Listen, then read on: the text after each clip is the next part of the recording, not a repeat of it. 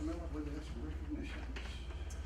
Yes, sir. We have, first of all, we want to recognize our young Georgia Arthur RISA winner. So I'm going to call Ms. Manry. The principals are gonna. The principals are going to do it. Okay, very principals. So Ms. Black, would you like to go first? Yes, I would. I'm Ms. Black from Lee County Elementary, and we have our RISA winner, Ms. Gabby Vanderwalt. Come on up here, Gabby. Let everybody see you.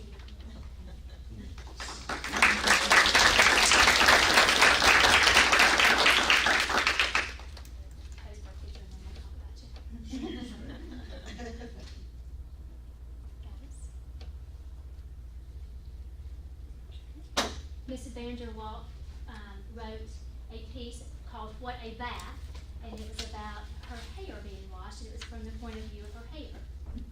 So really, really cute. She won for the grade level, she won for our school, and then she won at the system level, and then her paper went on to the RISA competition, where it also won there, so she's headed to state. We're very excited about this. She has written and illustrated with her grandfather in the past, and so now she's struck out on her own, and it sounds like she's doing a great job with that. So we congratulate you, Gabby.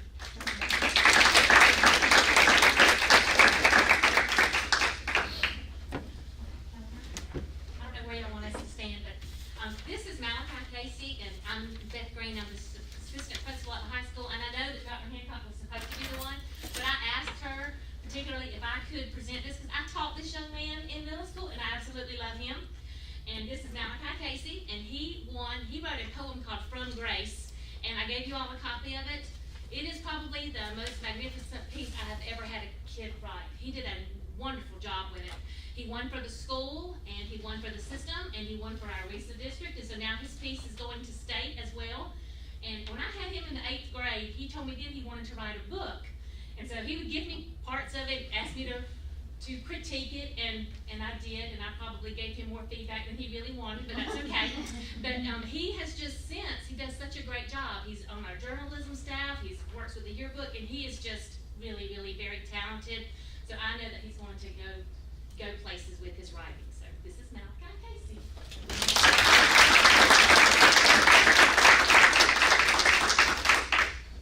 Malachi, Gabby, thank you very much. You're the system, and I know your parents are very, very proud of your work. We can't wait to hear what else comes your way.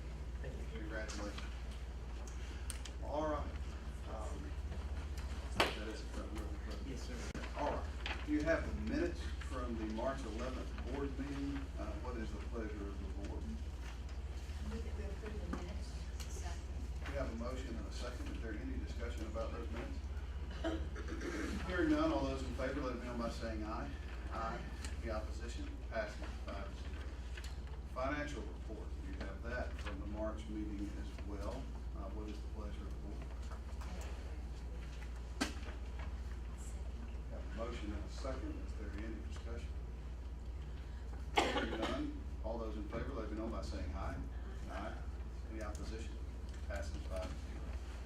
The consent agenda. Dr. Miller, would you like to speak to that? Yes, sir. It's a little longer than usual, which is normal for this time of year. There are 21 fundraiser requests, 18 recommendations for employment, 19 resignations, six reassignments, 5 retirements, and then 5 requests for out-of-state or overnight field trips. All right, you have the consent agenda before you. What is the pleasure of the board?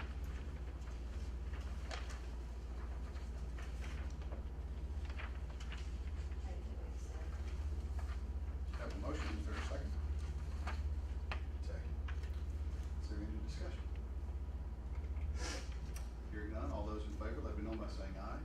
Aye. Any opposition? Passes 5-0. Now, I believe we have a couple of presentations. Miller, I'll let you introduce these folks. Well, first I would like to call on our good friend from Lee County Family Connection, Ms. Patsy Shirley, who's come to share some very interesting information with us tonight. Thank you. I am Patsy Shirley with Family Connection, and I've just gonna spend a few minutes. You guys all received a packet from me. There's an overview of what we've accomplished this year and, our budget for this year and our projected budget for next year. And then some data packets, from Kids Count. So I'm not gonna go over all that because you guys can look at it. And if you have any questions about the data or any of our programs, please feel free to reach out to me. I'll be glad to answer any questions you have. One data point that I do wanna share, you know, in Lee County, if this is on our Child, Family, and Community Wellbeing profile, total population of Lee County is just over 29,000. And of that 29,000, 10.9% of those individuals are living in poverty.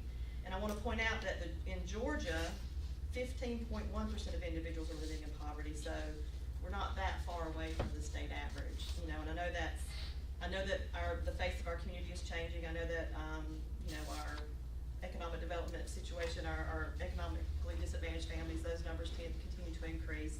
And that's where Family Connection comes in. You know, we are the agency that serves a lot of those families and try to help them.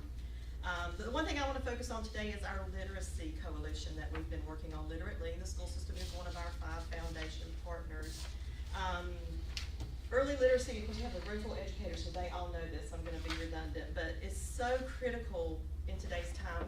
When a baby is born, there are about 100 billion neurons in their little tiny brains. And these neurons fire off and make connections, synapses. And these connections occur when they are talked to, when they're loved, when they're held, but most of it comes through that conversation with the parent to the child, not just changing the diaper, but talking to them as you change the diaper. Those first 3 years are critical. So by the time a child is 3 years old, those 100 billion neurons have the potential of becoming 1,000 trillion connections. But for those kids who are not being nurtured and loved and talked to and read to, some of those connections never happen. If the connections don't happen, they go away. So some of our children are walking through our pre-K doors and our kindergarten doors already behind their peers. And that's why our literacy coalition has become so passionate about birth to 3 literacy. It's just critical. I mean, it's gonna take our entire community working together, and we do have a great coalition, and we're expanding our coalition. I actually met with Ms. Mannery today. We're hoping to have a literacy summit in the fall and, you know, have a good turnout from the community to understand this. Some of you know about our 3-year-old program we've had this year. We received a grant from GOSA, and we piloted a program with 3-year-olds. We have 15 3-year-olds who will graduate in 2 weeks from our program. They've been meeting with us 1 day a week for about 2.5 hours, and it's a parent engagement program, so the parent or caregiver comes. And it has been phenomenal. We've had a phenomenal teacher. She's a pre-K teacher, but a stay-at-home mom now. And the data, and I've shared it with some of you guys, and Ms. Ford is one of our volunteers. She can tell you about it. They have just grown leaps and bounds because their minds are just sponges. But my ask of you and of our community is that we all come together and find out where we all can work together. Because what we do, we're preparing our kids to come to your school, and we want to make sure that we're preparing them that's going to benefit the school system the most. And if you think about it, the babies being born today and the young children being raised in our community, for the most part, the majority of our families are doing great, but we do have families that are not meeting those needs of their kids, and that's where we come in to try to help them. Ralph Smith, he's the managing director of the National Campaign for Grade Level Reading, and he said, reaching children before kindergarten is transformative. It's important to engage parents and acknowledge them as co-producers of good outcomes for their kids. And Ariane Welding is the executive director of Get Georgia Reading Campaign, which is what our Literally program falls under. And she spoke last fall to all the legislators in the state of Georgia, and her quote to them is, my ask is that you remember the biggest threat to having a 21st century workforce is the fact that only 37% of children in Georgia can read proficiently by the end of 3rd grade. Now, Lee County, I think we're 49%, but that's still just half. You know, it's better than the state average, but it's still just half. So we need your help. This is what she's asking the legislators. Achieving the expectations defined by the Get Georgia Reading 4 pillars so that all children are on a path to learn to read by 3rd grade and can read to learn throughout life. Family Connection Coordinator in Cobb County hosted a huge literacy summit recently, and this quote of hers was shared statewide. And this is the last thing I'm going to share with you guys. Irene Barton, the Cobb County Collaborative Director. There's a direct link between reading skills and high school graduation rates, which of course leads directly to employment opportunities, economic stability, and ultimately the health of our communities. It's not an exaggeration to note that proficient readers become engaged citizens. So that is our goal, you know, to continue to grow our literacy collaborative, our literacy initiative, so that our children walk through your doors prepared, and the parents understand the importance of their engagement. So, but I thank you for your continued support. Thank you. Thank you. Next, we have, LCHS Band Director, Mr. Ron Hill, and some friends. Yeah, I've got some friends. Guys, how you doing? My name is Ron Hill. I'm the Director of Bands at the high school here. And I want to kind of give you another update on what's going on with our band program. In the fall, we got a chance to speak about our growth and how we're excited to have some new members with our team here. We brought them so you can see their faces today. Ms. Julia Ross is our auxiliary person. She does all of our dance stuff. She's at Lee County East. And then we have our directors, Mr. Joel Collins, who's our band director at East, and Mr. William Smith, our band director at West. So you can put those faces to those names as you see it. This year, we have had some tremendous growth. And I told everybody that, yeah, we're going to be a little bit bigger next year. We're going to do some things. However, we were not prepared for this excitement. So we want to share some data with you, kind of show you what's going on. This year, we had 111 students in the high school band program. We had 33 of them at our 9th grade campus and 78 at our high school campus. That's fantastic. That's fantastic. For our honor bands, this is something that I really, really pride on ourselves, for our community and our students, to go out there and push the envelope and see how we stack up against those other schools and other systems. In 2016, we had 5 students participate in Jan Fest, which is the UGA January Festival of Bands. 16 in District Honor Band, 5 in Region Honor Band, and 0 at All-State. Last year, our first year here, we doubled every one of those numbers. We had a great senior class. The students had a great foundation. They taught by the same cohort of students. It was awesome. And we lost 9 of those kids that were represented in District Honor Band. This year, not only did we grow in our numbers, but we replaced all 9 at the District Honor Band level. So it's phenomenal work. We also doubled our all-state participants. Guys, it's really, really rare down in South Georgia that any school has 1. And this year we had 2 come from the high school to make all-state. And one of our all-state students here is Mr. Jacob Carlster. He is a sophomore trumpet player, and he's got a little excerpt he's going to play for you to kind of show some of that level of proficiency that we speak about. Jacob, what are you going to play for us? I'm going to be playing Etude 2 from Asali Grant's 34 Studies for Orchestral Trumpet.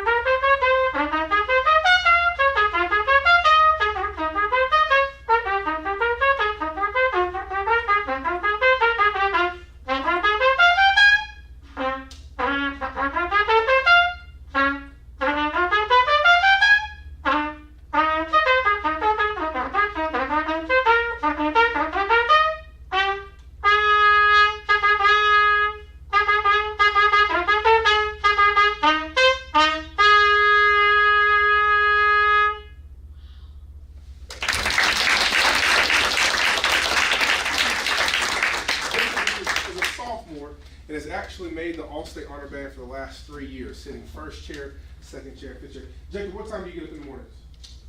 5:30. What time do you start practicing? Pretty much when I get in the shower. So guys, the level of dedication that we have amongst our students is phenomenal. So your parents get up that early? Mom's here with us. But these kids dedicate themselves to their crafts. They pour everything they have into it, just as we ask them to as our leaders. Our marching band enrollment, our marching band is our most visible program. We matched that with 111 students. Now somebody says, wait, you had 111 over there, but you had only 80 kids march? Yes. That was the mindset and the culture here that we're attempting to change, is that sometimes when kids get to high school, they're involved in a whole bunch of stuff, and marching band just kind of gets pushed by the wayside. Well, we're trying to continue to build that excitement so all students participate in band in the fall and the spring, but we still had 111. We had 31 auxiliary members, that's our dance and flag, and Miss Ross is the leader of that group, and they did a fantastic job winning. Our dancers won every contest that they went to, from Alabama to the ones in Georgia that you see us do those out-of-state permission forms and stuff on. They're just fantastic, so we're excited about that. So 111, that's going to be, and 80 instruments. That's going to be an important number here in a second. Okay? And then we had our Trojan Elite dance team. GHSA this year recognized dance as an official sport, and so we were able to, we were behind the 8 ball, but we kind of got up and put it together as an after-school activity, and we placed top 5 in both of the contests that we went to, which is phenomenal. Top 5 at the UDA Association in Peachtree, and then at the GHSA event in Jonesboro, we placed top 5 and then top 3 in our category, which was POM, which they do use the pom-poms for, and that's out of all 6A and 7A schools. So we're competing against schools not only with larger enrollments, but offer a dance program. Some of these schools have had dance programs for 8 to 12 years where the kids do this during the school day. We just did it as after school, said, hey, we want to jump in on this. And she's really a testament to her work with these young ladies and their buy-in to our program. So Trojan Elite has been super, super good for us here. And then our middle school enrollment. Awesome. Our goal for the middle schools is 20% enrollment. And we had some turnover there, which you're going to have when we change some people, but that's where we stand, 110 total at East and 142 total at West. Now, the numbers that we look at, you know, well, how many 6th graders do we start and how many 8th graders do we end with? You're going to have some drop off. We understand that. When I do my math, I look at 8th graders and I think if I can get half of them in the 9th grade, we're doing good. We get half. I think our team is better than half of the teams out there in the state of Georgia, but if we can just do half. So that leaves us about 69 of them? If we get half, we're about 35. All right, let's keep going a little bit. Our recruitment goals for next year, so 6th graders, are 72 at East. We want to push the envelope. We've got to get closer to that 20% mark. And then at West, 110. This is just in the 6th grade. So I've asked them, we have 110 at East. I want you to get 72 6th graders. Mr. Collins has been working with Ms. Colberg on his side of recruitment. How many 5th graders do we have signed up for band for next year? We've got 55. 55 already. We haven't even started our push yet. We haven't even really beat the bushes. Come on, join the band. It's going to be awesome. We've just been over there talking to them, showing them how awesome everything is. We haven't sold the parents on those connections and those synapses that we talked about. As we'll piggyback on that one. That music correlates to those students that are high performing in our schools. We haven't done anything. We just said, hey, here's a trombone. You want to play it? Yes. Okay. So those are our recruitment goals. And as we continue to dig on that future, we came to you guys and said, hey, we're going to need new uniforms because we're growing. And everybody's like, okay, yeah. Well, we got new uniforms. They're scheduled to come in the fall. So this fall we will be in our brand new uniforms. Dr. Miller got a chance to see it at a football game when he just happened to pop in, as he does. And so it's going to be awesome. We've got these brand new uniforms. And we have a highlight video. We're going to wait. It's on our website, and you guys have it in your things. If you want to check that video out, it just kind of gives a preview of the show for next year. We're doing some dance music, and we've got I guess it's public, we might as well say it now. The audience is going to be able to vote for how the show ends each football game. It's really, really cool. It's something so it's fresh and exciting every week, and it gives the audience some buy-in so they get a chance to vote on how that show ends. So we're excited about that and how we're going to be able to pull that off. Our enrollment for next year, we've done enrollment. We've jumped up to 167 at the high school. So wait, Mr. Hill, you had 69 8th graders. I've got 58 of them signed up, committed to be in the band in 9th grade. That's way better than 50%. Okay, Dr. Hancock asked me in my interview, she said, how do you plan a show with 50 kids? I said, oh man, 50 kids in the band, okay, I can do that. Well, this year, we've tripled that number. In 3 years, we've tripled it to 167. These are kids that are registered in the class. Okay, this doesn't include the dancers and the auxiliary and the flag. We've tripled it in 3 years. which is outstanding. We have a new banner that's gonna come at the bottom that we'll be able to have and showcase for our parades. Our marching band enrollment. Last year we had 111, and that 111 included 80 instrumentalists. We do a Google form where the kids sign up for band, and we've linked it to a sheet, and it gives a timestamp on when the kids sign up to say, hey, I want to be a part of the marching band for next year.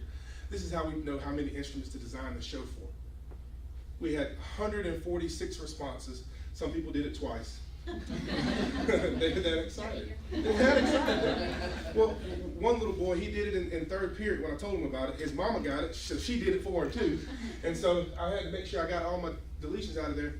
But we went from 80 instruments last year to we have 120 kids that want to play instruments this year. 40 extra instruments on the field. Now we could do smokes and mirrors and put a whole bunch of dancers and flags and everybody be, oh my gosh, that's awesome. But you're really, really going to hear a difference in the fall when we have 40 extra instruments. Remember, Dr. Hancock said, what are you going to do with 50 of them? We're going to add 40 at a time. 40 at a time. And it's those guys working down for us at the middle school. Guys, you can't build a building from the top down. You guys know it. We all have these amazing facilities. And then we're really, really getting down to the ground level. We've got a new elementary music teacher coming that's going to be a part of the team and really, really help us. But this is what we're excited about, is our number. 43 ninth graders are marching. We're losing 18, and we're going to replace them with another 43 in the fall.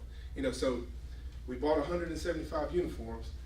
Maybe next year I'll come to you again and say, we're going to need some more.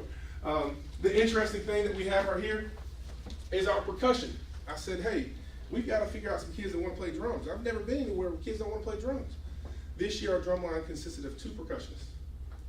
All those other kids played different instruments. We said, hey, will you play this? This is a need for us. We just bought, all these drums. We need people to play it. This year we got 22 kids signed up to play drums. We don't have enough drums, so we're going to start that front ensemble back again. And Mr. Smith is our percussion expert. He's over at West. He came in today from a meeting with those kids and said, hey, I just want to do it. We played at the Powder Puff game sponsored by SGA last week. We had a full drum line. The seniors that are graduating are still coming to be a part of it because they know how awesome it's going to be. So, it is really, really special. We've got to figure out a way how to outfit 120 kids. Okay? Dr. Miller, we're going to need some more sousaphones. We'll need a few more sousaphones and some more baritones and trombones. I guess we'll talk about all that kind of stuff a little bit later. And then we may need a semi-truck to haul this through. Dr. Miller said, hey guys, tell me when you need a semi-truck. And I said, okay, we're a couple years out from that. We're a couple years out. Well, we packed that band truck trying to get somewhere. I said, it's about that time. So we may need to come up with some creative solutions to get us by next year until we can get something a little more long-standing. But Gary's gonna need some hard pills. I got to take care of it. Couple more. And then I added some cheese at the end, guys. The sky is the limit. Our goal is to get the high school band program up to what we consider a healthy number. Just like everybody else, we function as band program now using data. What do we need? How do we do it? The kids just don't say, hey, I want to play the piccolo. And, all right, you play the piccolo. We keep what we call our big board. We have how many flutes are in each grade, how many trombones, and we help navigate those students not only to what's best going to fit them, but what's best going to fit our program.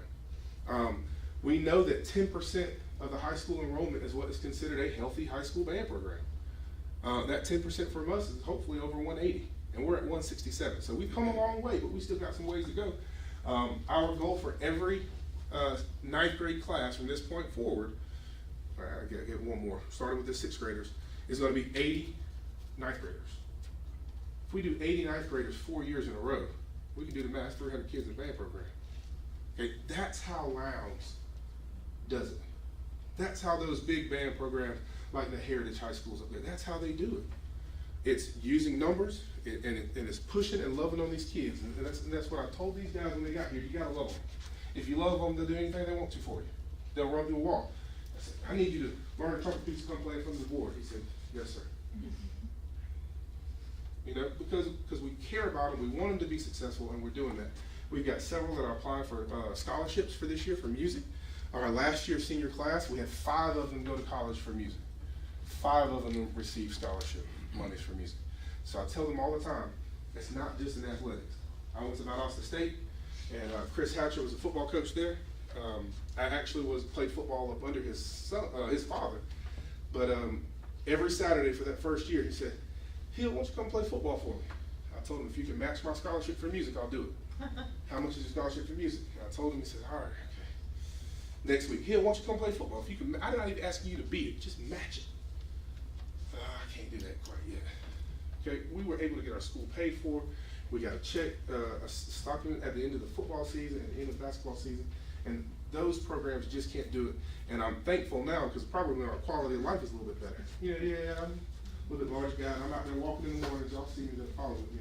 I'm trying.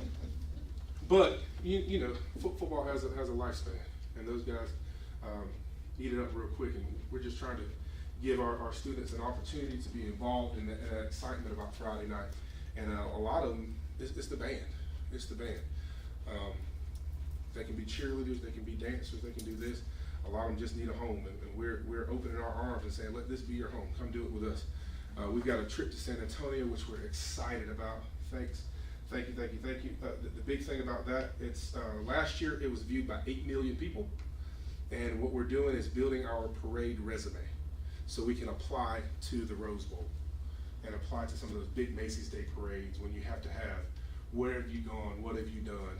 And so this is the next step in that plan. Again, we're set out a 5-year plan, we've set out a 7-year plan, we've set out a 10-year plan, and we're checking the boxes, knocking everything out. And with your support, we're going to continue to check those boxes, and just thank you for everything that you've done for us so far. If there's anything that you ever need from us, please call me, smoke signal, text message, email, get it to me, and we'll figure out how to get on top of it and do it the right way. Dr. Hancock and the administrators there at the high school have been fantastic in supporting us. The kids like it, and I think you see our band students standing a little bit straighter on Friday nights, and even when you see them walking through the hallways, that's because they're proud of themselves and what they're able to accomplish. So again, thank you for helping us accomplish those things. We've got a little ways to go, and if you keep supporting us, we're sure going to make you proud. If you guys have any questions for me or anything, I know we got a long one today, and I can talk forever, but Any questions, Mr. I probably wasn't supposed to do that. Sorry. No, that's perfect. Thank you. The excitement that you bring and that we can see on the field is, I think, what we hoped for a few years ago. We And like these kind of Good. I brought you some.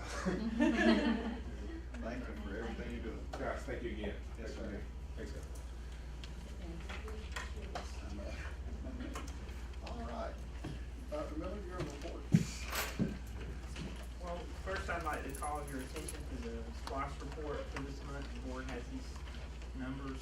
You can see that our SPLOST collections for March were very low. They were the lowest they've been since 2004. I'm not sure.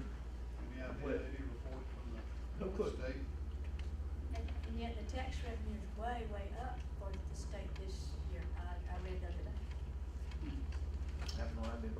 I'm not sure. One thought I had was I've heard a lot of people have their tax returns have not turned out like they've had hoped. Maybe that was a small part of that. But it was the lowest since 2004 at $230,000, where we've been right around $300,000 a month.